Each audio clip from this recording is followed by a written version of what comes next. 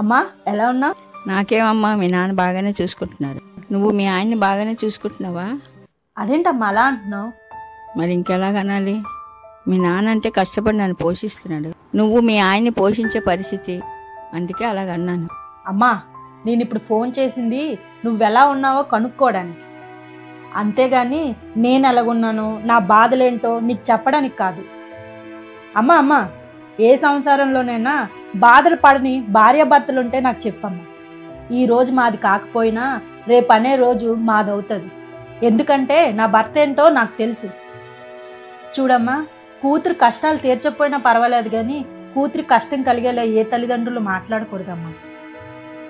అమ్మా, నా గురించి ఆలోచించి నీ ఆరోగ్యం మనసు పాడు చేసుకోకుండా ఉండు.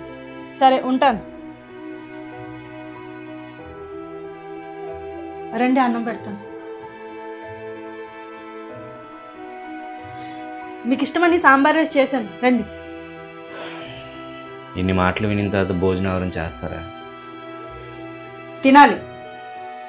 ఈరోజు మా అమ్మ అన్నదని రేపు ఇంకెవరో అంటారని బాధపడుతూ కూర్చోవడం కాదు. వాళ్ళన్న మాటలు తప్పని మన లక్ష్యాన్ని సాధించి చూపించాలి.